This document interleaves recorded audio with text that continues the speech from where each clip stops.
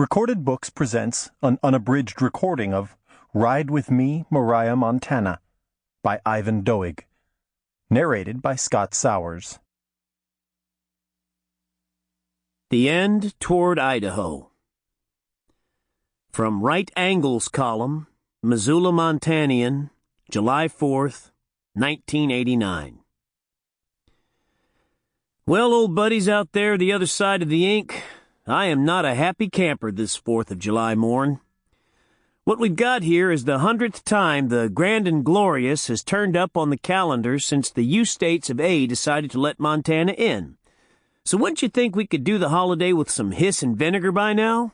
But no, it's going to be more of the lame old usual. From yak to Ikalaka today, we Montanans will bake our brains in the sun at rodeos, meanwhile consuming enough beer and fried chicken to cholesterate a vegetarian convention, waiting for dark so we can try to burn down our towns with fireworks. A centennial 4th of the same old guff.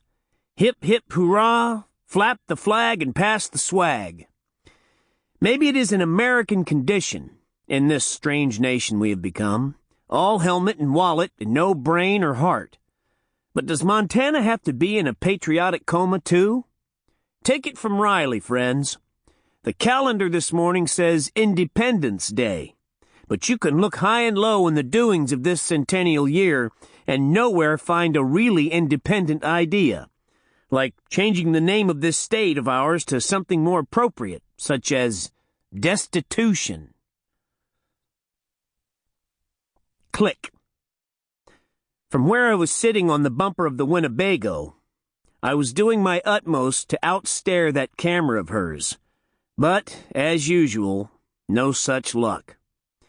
You would think, wouldn't you, that a person with a whole rodeo going on around her could come up with something more highly interesting to spend film on than me.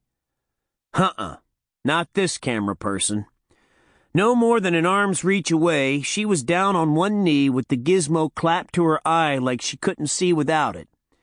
And as soon as she'd shot, she said as if it was something the nation was waiting to hear, "You're not such a bad-looking old coot, you know that?"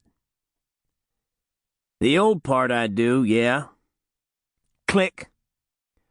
Her next snap of the shutter caught me by surprise, as it always did.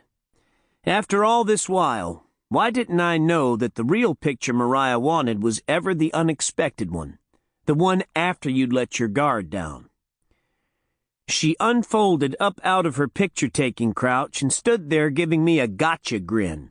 Her proud long mane of hair deeper than red, the double-rich color that on a fine horse is called blood bay, atop the narrow but good enough face and the figure, lanky but not awkwardly so, that somehow managed to be both long-legged and thoroughly mounded where the female variety is supposed to be mounded.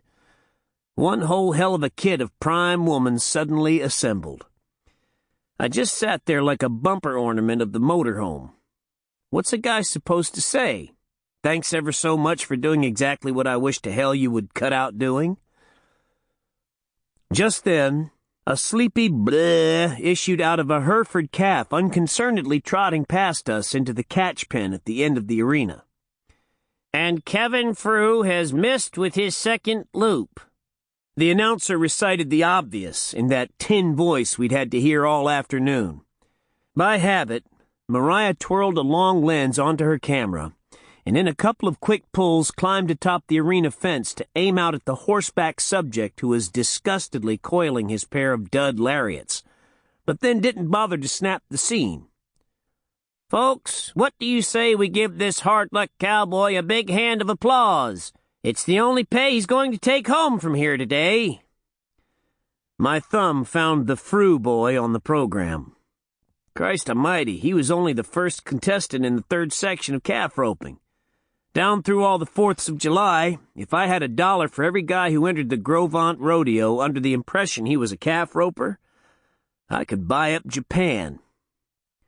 Mariah was staying perched on the top fence pole while she scanned through the telescope of a lens at the jam-packed grandstand crowd across the arena. Involuntarily, I found myself seeing the surroundings in the same bit-by-bit way she was, through her... Sample complete. Ready to continue?